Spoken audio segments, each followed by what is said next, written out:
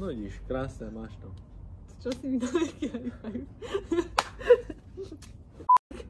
Môžeme začať. Dobre, ahojte. Čaute. Zostrihneme. tak to začína. No bereš to veľmi profesionálne. Ja si myslím každopádne, že sme ho začali. Dobre, to je prvý krok dobrý. No. A cieľom tohto videa je sa tak porozprávať a zazdieľať niečo od nás. Bol to jej nápad. Bol to môj taký spontánny nápad natáčať spontánne video blogy a točiť pritom podcasty. Pretože máme veľmi zaujímavé témy, na ktorých sa bavíme a myslím si, že by mohli byť prínosné aj pre iných. Takže ich budeme tak spontánne, keď prídu, zdieľať svetu. To bolo ako je naozaj dôležité, podľa mňa, a to som si aj tak všímal vo všeobecnosti, že tak sa dobre porozprávať, ale teraz nie, že len vo vzťahu s niekým, ale aj tak že také hlboké debaty viesť. Áno, to sa dá, presne. Takže, ale že na to potrebuješ aj osobu viesť také hlboké debaty, že nie s každým sa to dá, nie s každým si možno aj sadneš v tej hĺbke tej debaty.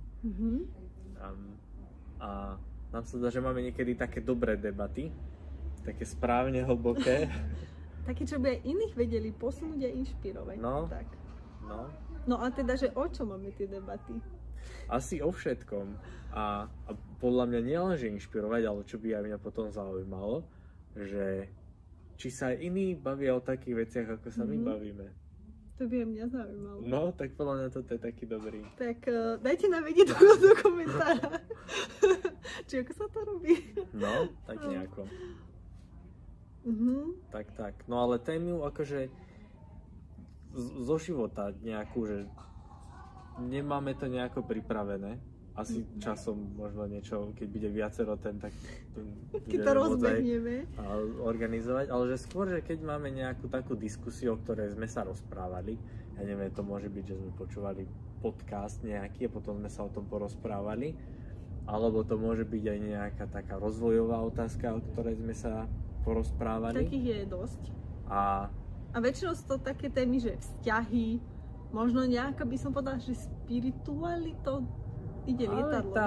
Aj tak, vo všeobecnosti podľa mňa, že aj také fyzické zdravie, aj také mentálne zdravie, rutiny, nejaká produktivita, že je tam veľký široký záber a v podstate tieto videá budú taký sumár toho, že dneska sme sa porozprávali a možno tá diskusia ešte bude nejako pokračovať stále, ale tak by sme to chceli zazdieľať. Alebo to aj pre nás bude prínosné, keď tú debatu potom budeme chcieť ako keby povedať niekomu ďalšiemu, že sa v nej my tak možno viac utvrdíme, alebo tak. Áno, a potom, že ty si povedal naposledy toto. Mám to na videu. Hej, to som taký robila, ale už to nerobím. No. Dá sa ti, že áno? Neviem o tom. Som počula, že páry, keď natáčajú takto spolu videá, že sa častokrát potom pohádajú.